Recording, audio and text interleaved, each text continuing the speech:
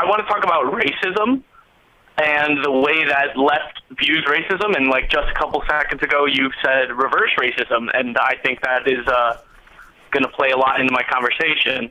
So I think as leftists, we all need to crank up our sensitivity when it comes to racism. I don't think that discrimination should be it's definitely a factor.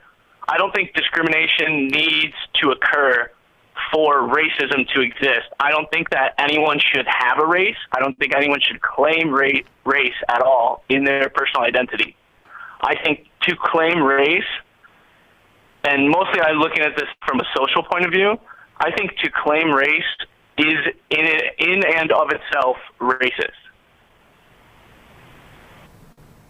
Am I getting you? Is this making sense? I mean, I don't know what, like, I mean, I understand what you're saying. I guess. I mean, there are some examples of people claiming race that's problematic. Yeah, I mean, I agree. Listen, I get the idea if you're saying that race is a social construct. But just because it's I have a Chris Hansen quote on that. If you want me to read it. But you can read it in a second. But just because something's a social construct does not mean it doesn't have real world implications for people who live within that society. And absolutely. So as leftists, I believe we need to shift the focus away from race and towards racists that impose the race on them. Okay. And what if you are subjected to what the racists are doing? What if you are subjected to racism? What if that racism? It's not your race. No, I understand. But what if that racism has defined your, at least part of your identity and your experience in a society? So you're suggesting that there is no value to someone who has been subjected to that to reappropriate that from that, essentially that destiny, to reappropriate it and redefine it. There's no value in that. It's certainly yes, I believe there's no value in it. The function of co-opting a race and identifying with the race, the function is solely to serve racism. There is the amount that the community that you foster together, that togetherness, which like we all like. We're getting very philosophizing here. We're but I think the reason why you have to get philosophizing about this and why you have to get very theoretical is that there are actually, like, it would be nice if what you were saying was possible. If we could erase tomorrow. I think it is. Okay. But let me lay out what you're suggesting before you say that you think it is possible. If we could tomorrow erase hundreds of years of history in this country, and if we could erase the social dynamics as they exist today, that are still highly impacted by both what has happened over the course. Well, they're all highly impacted as to what have happened in the course of our history from 400 years up until 5 minutes ago. So who's essential workers now? Right. I mean, yeah, exactly. I mean, none of what you're talking about. Well, but none of what you're talking about goes away. The implications of all these things don't go away if tomorrow everybody, never mind just leftists, if everybody decides we're not going to pay attention to this social construct. It would be nice if that was the case, but that's not happening. What's his vision? Like, what do you anticipate? So leftists ignore the existence of race. Does that mean that then I ignore, let's say, wealth disparity that was a function of this social construct? Does that mean that I ignore the data that shows that certain people, we have no way of categorizing them now, are dying at higher rates of COVID because of the legacy of hundreds of years or just 20 years or whatever it is? Like, I mean, it would be nice if what you're saying would have this impact, but what happens, it seems to me, if you now decide, and listen, it would be great if we could go back hundreds of years and make that determination at that time that we're not going to acknowledge this construct, and we could get everybody to not acknowledge it. But the fact is that the implications... And we know it's constructed, right? Yeah, well, I'm agreeing with you that it's constructed, but and then it influenced the material inheritance of the civilization for centuries. Right, which are not constructs, which are real, which are material. Exactly. Yes, I recognize these things, and I am fully aware of the struggle. I think in every single instance we should be saying, and you're specifically talking about the people that got the bad end of the stick of racism, the Black people that people. are suffering because of racism. Black and brown people. Yeah. Okay. Yes. Yeah. So okay. So I think every time that we say that, we need to say that because they're not black because of the way that they weren't born onto blackness. We have assigned it to them as a society. So we need to be saying, because of, in history, these people that are racist, right? The people that have, historically white people, right, have assigned and othered a group of people. I'm using too many words to say something very simple. We need to shift the focus towards racists and away from race. We need to say these people with material conditions, right? I don't know how you would say it in so many words. Capitalists. In a short amount of time. Your material conditions are shitty, and it's because of racism, right? And many other things, but it's bad. I mean, but here's the problem: is that your problem in even articulating this idea shows you what is problematic about your solution, because we are just not there as a society where we can ignore this social construct with the hopes that all of the material implications of it will go away at the moment that we decide to ignore the social construct. I have a problem with the sentence being black people are poor, because very simple-minded people say, oh, well, it's because they're black, and not because, so we're not talking about the black people, we're talking about the racists that made them black.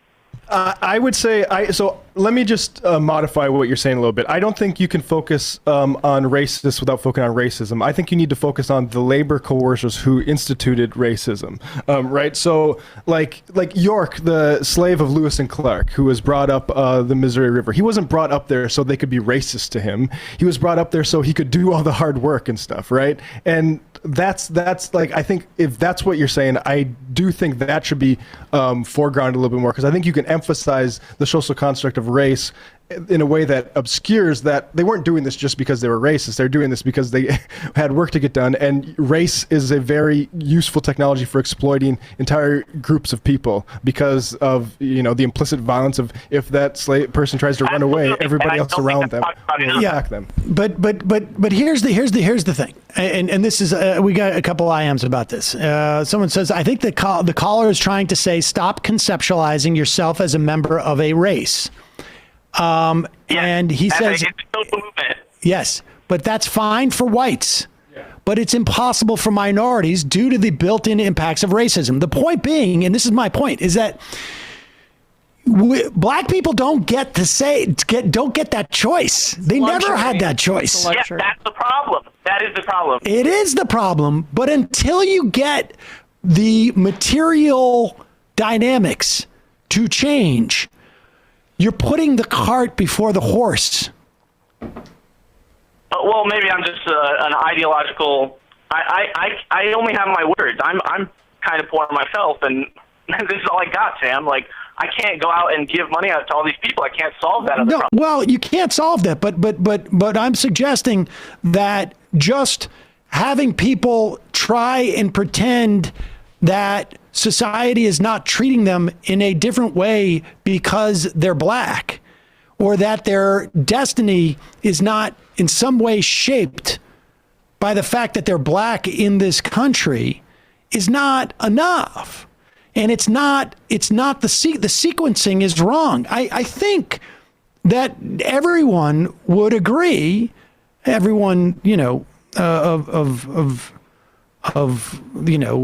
anti-racist or, however you want to articulate this ilk would agree that at one point we don't want a society that is drawn upon, so-called racial lines. But we are so far. That recognize race. Yes, but we are so far from the structures of our society allowing for that really the only benefit to that. I mean, it really is like, it's like, I don't know. It's like the racist saying like, I'm colorblind.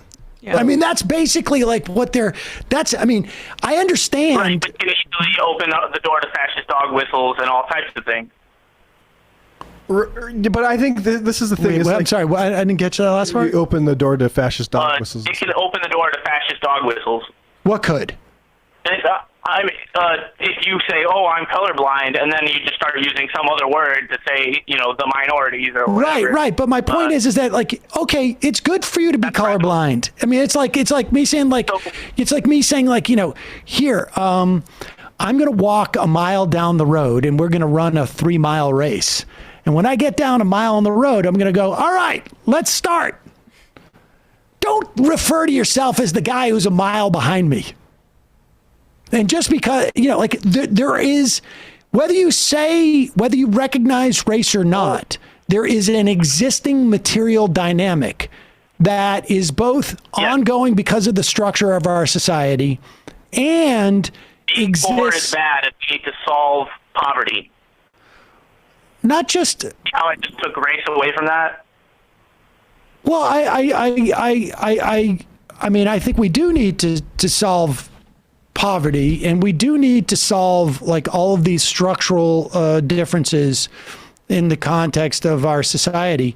But I think that you're denying the experience of people if you want to say at this point that we should just not, refer to race. I just think that I think it's just like it is easy to conceive of this when you have not been materially impacted by it. Okay, that I have problems with that, but in the sake of brevity, and I know that you try to make the calls. I really like your show, and I appreciate. I hate when the calls run too long, and it's not a topic I'm interested in. Everything. So to sum things up, the change that I want to make is a social change. It's a rhetoric in our rhetoric as talking people. On Friday, you had a caller call in about they were considering running for some race in Ohio. And he talked about 2 workers that were injured, right? And one was his father, and the other was a man, right? And now I'm being sexist because it's a man. And this is where I live, right, in my head. So he said it was a black man, and I just don't think that it adds. It opens the door for me to impose and other individuals to impose their views on what blackness is, because everyone has their own perception, and I don't think that it adds value to the function. The only function that calling someone black or white or Asian or any other race, Kurdish or I don't know, that's Middle Eastern stuff. I don't know anything about that.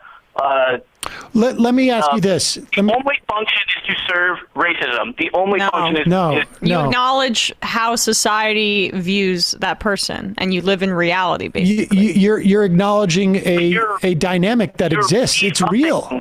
It's real. You're re-upping. No, it's well, not. What is your experience? If you're listen to me, hold on 1 second. You're a Protestant during the Holocaust in Germany. Is your experience different than if you're a Jew? Absolutely. Yes. Now, but I don't believe in seeing religion. And I think that's not, I think that is, I think that's obscuring something. But no, of course not. Your fact is that if you are black, well, but the fact of the matter is today, your experience in America, if you are black, is different than if you're white. And I agree with you. Because of racist, not because of your skin color, because people are being racist. Well, okay, but that's the same thing with the Holocaust too, isn't it? Your experience of being a Jew in the Holocaust is because of the Nazis who wanted to kill you. Nazis. Let's talk about Nazis. But dude, that's like saying it's not actually, and I would argue too that is also too limited. It's not just about racists, because it's about racists who are dead. That your experience is different in this country. It is about structures and institutions. History is racist. It's institutions. I mean, but you're denying, like, I don't know, human experience. Like, I mean, if you're outside, it's fine to say like, oh, okay, I'm outside and you're inside. Well, are our experiences the same? No, but that's just because it's raining outside. Well, okay, but I'm soaking wet now. And you're dry. And I shouldn't say that I'm wet? Well, it's just because of the rain. Well, yes, but I'm out in the rain. Okay, so they're outside, and as a function of being outside, they have become wet, right? But in our society, black people are wet. So you're outside, I'm inside. As a function of being outside, you have become wet. Because it is directly related. You being outside is directly related to you being wet. You being black is not directly related to those conditions and to the situation we have today. You really? Black is not anything. When did it get disconnected? No. When did it get disconnected from that history? People being racist. No, capitalists aren't being. No. Stop. Stop. I need to stop you there. You keep saying it's people being racist. The capitalists aren't just being. The reason essential workers are like disproportionately black and brown isn't because the capitalists are being racist. It's because they're being miserly and that those people have been forced into accepting lower wages. They're being capitalists. I think you're talking about something else. But yeah, also, no, you're dude, right. like, can I just ask though? Are you black? No. Well, I mean, I don't racially identify.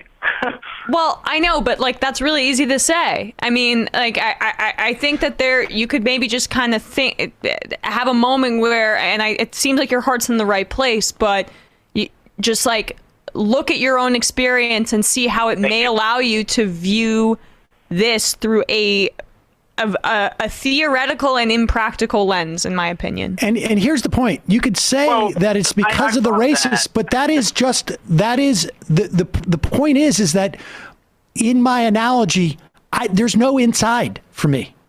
And you could say it's because it's a function of the rain is doing this to you. But if I go inside and it's still raining on me, and I go outside and it's still raining on me, it is not really, at the end of the day, like that doesn't keep me dry. It doesn't matter. I can say it's not because of me. I've lost the analogy. Well, the point is that this is listen, if it was possible for black people in this country, for people who are subjected to racism, either by racists or by people who aren't even alive, by institutions, by history, by all of this, by hundreds of years of history, if it was possible to step outside of that, then what you're talking about would be effective right now. But it is not possible to step outside of that. And it is hard for you to conceive of that because you're not subjected to it. Yeah, I mean, I think you're minimizing my experience. No, I'm not. I know nothing about your experience. I'm not talking about you. I'm talking about one. You're talking about what? I'm talking about an individual who is subjected to the racism that is inbuilt, and it's not even from outside of them. It is also, black people can also have adopted these the white supremacy. Of course. And so it's not a. But saying that I'm not black is not going to make it go away. It will if we were able to make this. So the people that have made you black are what made you black. It's not. Yeah, but dude, they're dead. Those people are dead. Those people are dead. We're living in institutions. It's just not that easy. It's just not. I'm not saying stop being black. I'm saying everyone else needs to stop telling you you're black. Okay. Well, then listen, while you're at it, have everyone else change the institutions and also maybe change the structures of our society. I mean, you might as well. I'm a little guy. I can't do that. Well, but you can't do what you're asking to do either. Yeah. I'm just saying, and can change our rhetoric. But that's not going to do anything. That's a big problem. So like there's a whole black Marxist tradition. And I mean, the thing with Marxism in general is the ideas follow the material reality of this stuff. And a rhetoric change isn't the option right now. We need to organize people to fight for their rights, not, figure out how to elaborate them correctly. All right, listen, I got to let you go. It's been 22 minutes, but I appreciate your point and keep working on it. Can I email you with longly worded explanations of things? Sure, of course. Not going to guarantee I'll read. But that's the beauty of it. I mean, that's it right there. I appreciate the call. I mean, you can email me, just like we can say, like, we're not going to use the word black. I don't identify as white. Neither do I. I don't. But, yes, I mean. But that's the beauty of being white, is that you don't have to identify. My point, I'm joking. I'm so white, it's ridiculous. No, but the point is, though, is that, like, you can go through, and I think most white people go through life and are never conscious of their race because it's a luxury. You don't have to be. Exactly. I mean, to me, that was just like, again, it's just like class reductionism by a different name, I guess. Callers, I apologize because the calling portion of this program is now over. On some level, and I appreciate it. I think that guy's heart was in the right place. I really do. Yeah. And I probably will read his email, but the dynamic is the same. You could keep emailing, just like you could say, don't call yourself black. Yeah. How do you know if the email is real? The people on the other side of that email don't have to read it. This is like when people think about, like, if we just find a different word for progressive or something like that, it's going to solve all the problems. And no. But on some level, it's also worse than that, because the point is that I understand that mentality, and it would be nice to get to that mentality, but that's not the problem. At the end of the day, it is not the problem that there are people who are self-identifying as black. Is not. It is, and it's not even that people are, that there are individual racists up there that are saying, like, I don't like black people. It's also patronizing because, like, the idea that, like, black people aren't going to, after society has told them they're black, take ownership of that and I don't know. I mean, like, I don't, it's like, it kind of reminds me sometimes of when old white people will be like, why do rappers use the N-word? It's like, why do you feel like you can comment on this? It's also like when leftists accuse, like, indigenous movements of nationalism. Right. Yeah. It's just, it's white hubris, honestly. I know that you don't identify racially, but